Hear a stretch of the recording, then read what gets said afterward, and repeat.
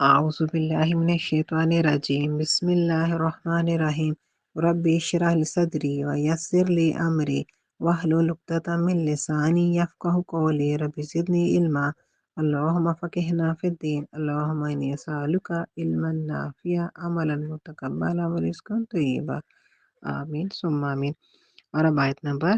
55 سے 59 تک پہلے ان کے الفاظ مانی۔ وَإِذْ اور جب کل تم نے کہا یا موسیٰ اے موسیٰ لن نؤمنا ہم ہرگز نہ مانیں گے لکا تجھے حتیٰ جب تک نارا ہم دیکھ لیں اللہ جہرتاً کھلم کھلا فآخذتکم پھر تمہیں آ لیا صاعقۃ بجلی کی کڑک وانتم اور تم تنظرون تم دیکھ رہے تھے ثم پھر بعثناکم ہم نے تمہیں زندہ کیا من سے بعد موتکم تمہاری موت لعلکم تاکہ تم تشکرون احسان مانو وظللنا اور ہم نے سایہ کیا علیکم تم پر الغمام بادل وانزلنا اور ہم نے نازل کیا علیکم تم پر منا من وسلوى اور سلوى کلو تم کھاؤ من سے طیباتی پاکیزہ چیزیں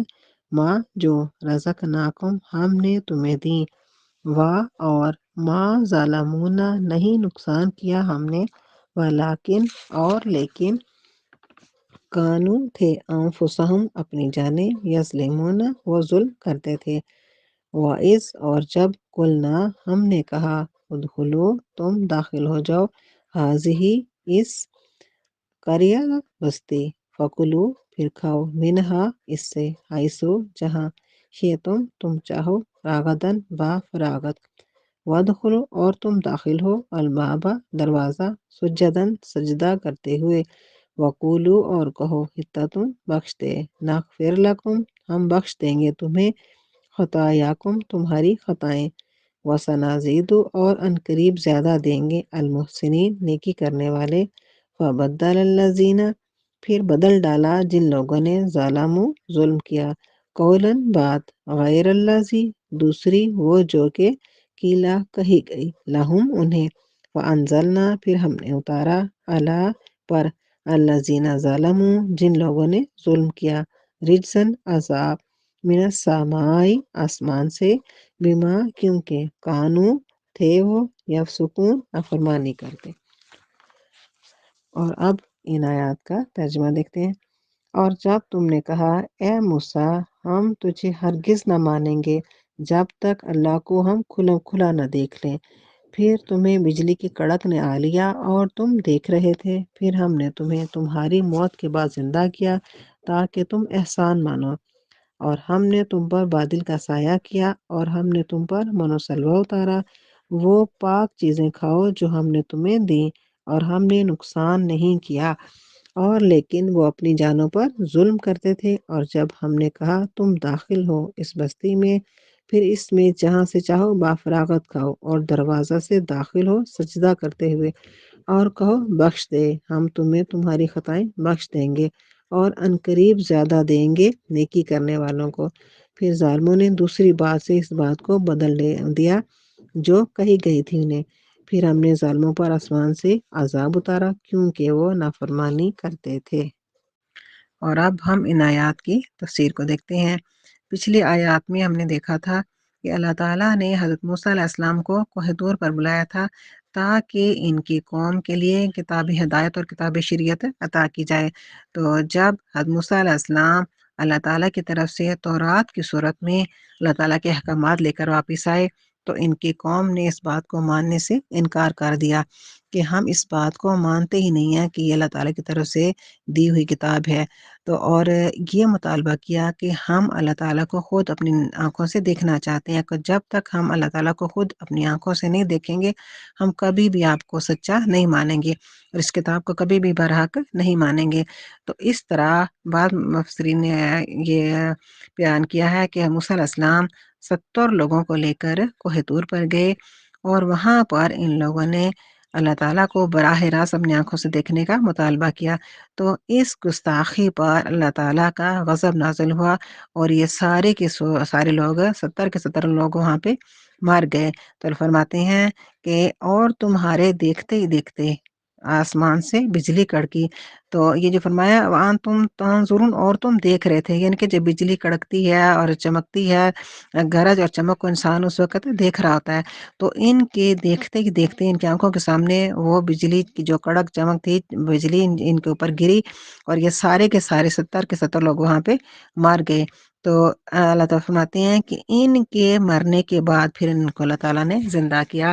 اور سورہ اعراف میں آتا ہے، حضرت موسیٰ علیہ السلام نے فرمایا، اے اللہ، اگر تیری یہ مشیت تھی تو آج سے پہلے مجھے بھی اور انہیں بھی ہلاک کر دیتا، کہ آج تو ان نادان لوگوں کی باتوں پر ہمیں ہلاک کرتا ہے، یعنی ہمیں معاف کر دے اور ان کو زندہ کر دے۔ تو اللہ فرماتے ہیں کہ پھر ان کی موت کے بعد ان کو زندہ کیا۔ یہاں فرمایا ثم بعثناکم من بعد موتکم، یعنی تمہارے مرنے کے بعد تمہیں زندہ کیا۔ تو بعض لوگ کہتے ہیں کہ یہ موت نہیں تھی، یہ بے ہوشی تھی، یہ لوگ بے ہوش ہو گئے تھے، لیکن یہ بے ہوشی نہیں تھی، کیونکہ اللہ تعالیٰ نے یہاں پہ فرمایا کہ ان کے موت کے بعد، تو جو موت کا لفظ ہوتا ہے موت کے لیے ہی آتا ہے، تو یہ لوگ بے ہوش نہیں ہوتے بلکہ واقعی مر گئے تھے۔ تو اللہ تعالیٰ نے حضرت موسیٰ علیہ السلام کی دعا کے بعد ان کو زندہ کیا۔ تو اللہ فرماتے ہیں کہ ان کو زندہ کس لیے کیا؟ زندہ اس لیے کیا لعلکم تشکرون، تاکہ تم احسان مانو۔ تو یہ جو موت تھی، جو نافرمانی کی موت تھی، وہ نافرمانی کے ساتھ مر گئے تھے، تو اگر یہ لوگ زندہ نہ ہوتے، اسی طرح مرے رہتے اور اس طرح محشر میں اٹھتے، تو ظاہر ہے پھر یہ اللہ تعالیٰ کا غضب کا شکار ہو کے مرے تو سیدھے جہنم کا ایندھن بنتے۔ پھر حضرت موسیٰ علیہ السلام کی دعا کے بعد یہ زندہ ہوئے۔ تو یہ جو زندگی ہوتی ہے، یہ ہوتی ہے توبہ کرنے کے لیے، استغفار کرنے کے لیے، یہ مہلت ہوتی ہے اللہ تعالیٰ کی طرف سے۔ جو زندگی ہوتی ہے انسان کے پلٹنے کے لیے، اپنے گناہوں سے استغفار کرنے کے لیے، زندگی اللہ تعالیٰ مہلت کی صورت میں دیتے ہیں تاکہ انسان اپنے گناہوں کی معافی مانگے۔ تو فرماتے ہیں کہ میں نے تمہارے پر احسان کیا، تو میرے احسان کو مانو کہ میں نے تمہارے مرنے کے بعد پھر تمہیں زندہ کیا، تاکہ تم پلٹ سکو اور توبہ کر سکو۔ اور بائبل اس کے بارے میں کہتی ہے کہ انہوں نے اسرائیل کے خدا کو دیکھا، اس کے پاؤں کے نیچے نیلم کے پتھر کا چبوترا تھا جو آسمان کی مانند شفاف تھا، اور اس نے بنی اسرائیل کے شرفا پر اپنا ہاتھ نہ بڑھایا، سو انہوں نے خدا کو دیکھا اور کھایا اور پیا۔ اور لطف کی بات یہ ہے کہ اسی کتاب میں آگے چل کر لکھا ہے کہ جب حضرت موسیٰ علیہ السلام نے خدا سے عرض کیا کہ مجھے اپنا جلال دکھا دے، تو اس نے فرمایا کہ تم مجھے نہیں دیکھ سکتا۔ اب یہ اس خود ہی اپنی کتاب میں یہ جو ہے نا ایک چیز کی مخالفت کر رہے ہیں، الٹ اس کے بیان کر رہے ہیں۔ بہرحال قرآن میں ایسی کوئی چیز نہیں ہے۔ اللہ فرماتے ہیں کہ تمہارے مرنے کے بعد تمہیں دوبارہ اللہ تعالیٰ نے زندہ کیا تاکہ تم اللہ تعالیٰ کا احسان مانو، اور اس کے بعد اللہ تعالیٰ نے ان کے اوپر مزید احسانات کیے، کیونکہ یہ لوگ وادی سینا میں تھے، اور صحرائے سینا ایک لکودک صحرا ہے جہاں پہ نہ رہنے کے لیے کوئی ٹھکانہ تھا، نہ ہی کھانے پینے کے لیے کوئی چیز تھی۔ تو اللہ تعالیٰ نے ان کے اوپر یہ احسان کیا کہ ان کے اوپر بادلوں کا سایہ کیا۔ بادل ہر وقت ان کے اوپر ابر کا سایہ رکھتے تھے، تو جس سے یہ لوگ دھوپ سے بچے رہتے تھے۔ اگر اللہ تعالیٰ ایسا نہ کرتے تو یہ لوگ دھوپ سے اور موسم کی شدت سے مارے جاتے۔ تو اللہ تعالیٰ نے یہ احسان کیا کہ ان کو اس موسم کی شدت سے بچایا، اور ان کے کھانے پینے کے لیے انتظام کیا، ان کو امن و سلوہ عطا کیا، آسمان سے یہ پکا پکایا کھانا ان کے لیے اترتا تھا۔ تو ان کو دونوں طرح کے کھانے اللہ تعالیٰ نے عطا فرمائے، مان اور سلوہ۔ مان میٹھی چیز کو کہتے ہیں اور سلوہ نمکین چیز کو، یعنی کہ ان کے کھانے کے ٹیسٹ کا لحاظ کرتے ہوئے اللہ نے میٹھی اور نمکین دونوں چیزیں ان کو عطا فرمائی، اور فرمایا کہ کھاؤ میٹ، طیب چیزیں کھاؤ جو اللہ تعالیٰ نے تمہیں عطا کی ہیں۔ یعنی یہاں پہ کھانے کا حکم ہے کہ کھاؤ، یہ نہیں ہے کہ اگر کوئی یہ شخص کہے کہ میں تو بہت نیک ہوں تو میں تو جو ہے نا کھاتا نہیں ہوں، فاقہ کرتا ہوں، تو نہیں، اللہ تعالیٰ نے فرمایا کہ کھاؤ۔ یہ کھانے کس لیے؟ انسانوں کے کھانے کے لیے تم پیدا کیے ہیں، تو کھاؤ ان کو، لیکن کھاؤ پاکیزہ اور حلال چیزیں۔ تو یہ بھی نہیں ہے کہ ہم زیادہ پاکیزہ بنتے ہوئے، نیک پرہیزگار بنتے ہوئے کہیں کہ نہیں ہم جو چیزیں گلی سڑی خراب کھا لیتے ہیں، تو نہیں، کھانے اللہ تعالیٰ نے فرمایا کہ کھاؤ بھی اور کھاؤ بھی پاکیزہ چیزیں۔ اور اگر کوئی شرعی تقاضا ہو تو اس کے وجہ سے اگر کچھ چھوڑ دیا جائے تو اس میں کوئی گناہ نہیں ہے، جیسے کہ حضرت عمر رضی اللہ عنہ کے زمانے میں قحط ہوا تھا، تو قحط کے زمانے میں کھانے پینے کی شدید قلت ہو گئی تھی، تو جس کی وجہ سے حضرت عمر رضی اللہ عنہ نے اپنے کھانے پینے کو اتنا کام کر لیا کہ روٹی کو تیل میں ڈبو کے کھا لیتے تھے، تو جس کی وجہ سے ان کی صحت انتہائی خراب ہو گئی تھی۔ صحابہ کرام ان کو کہتے تھے کہ آپ اپنے کھانے کو بہتر کریں، آپ کھانا صحیح طرح سے کھایا کریں۔ تو ان کا آگے سے جواب یہ تھا کہ میرے لوگ جو ہیں وہ بھوک سے مارے ہیں، تو میں کیسے اچھا کھانا کھا لوں؟ تو اس وجہ سے وہ لوگوں کو دیکھتے ہوئے اچھا کھانا نہیں کھاتے تھے۔ تو یہ ایک شہری عذر تھا، دوسروں کا خیال کرتے ہوئے، امت کا احساس کرتے ہوئے، تو یہ گناہ میں نہیں آتا۔ جیسے اور جان بوجھ کے اچھی چیزوں کو، حلال چیزوں کو چھوڑنے کی ممانعت ہے، جیسے کہ نبی وسلم کی زبان کی ایک مثال، نبی وسلم کی زبان ہے، مثال ہے کہ جیسے نبی وسلم نے ایک دفعہ شہد کھانے کو چھوڑ دیا تھا، تو اللہ تعالیٰ نے فرمایا کہ تم حلال چیز کو بلا وجہ کیوں چھوڑتے ہو؟ جب اللہ تعالیٰ نے تمہارے اوپر یہ حلال کیا تو اس کو کھاؤ۔ تو اس لیے یہ ساری چیزیں ہمیں بتاتی ہیں کہ حلال اور پاکیزہ چیز کے ہوتے ہوئے جب یہ چیز میسر ہے تو اس کو چھوڑ کر پھر ردی چیز کو، گھٹیا چیز کو استعمال نہیں کرنا چاہیے۔ اور اگر کوئی شرعی ہے، عذر ہے کوئی، تو اس وجہ سے اگر انسان جو ہے نا وہ کوئی ردی چیز کھا رہا ہے، تو اس حتیٰ کہ اس وقت تو شرعی عذر کے وقت تو زندگی کو بچانے کے لیے حرام کھانے کی بھی اجازت ہے، اتنا انسان کھا لے کہ جس سے اس کی زندگی بچ جائے، تو وہ جو ہے وہ الگ چیز ہے۔ لیکن اگر حلال میسر ہو تو حلال چیز کھانی چاہیے اور پیٹ بھر کے کھانی چاہیے،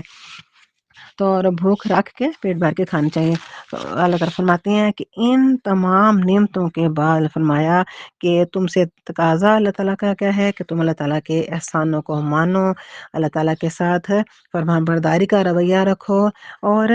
اللہ تعالیٰ کے ساتھ یہ جو تم نے نافرمانیاں شروع کی ہیں یہ تمہارا اپنا نقصان ہے، کیونکہ انسان جب ظلم کرتا ہے، ظلم یعنی کہ ظلم کیا کرتا ہے؟ اللہ تعالیٰ کے ساتھ کیا ظلم کرنا ہے؟ یہ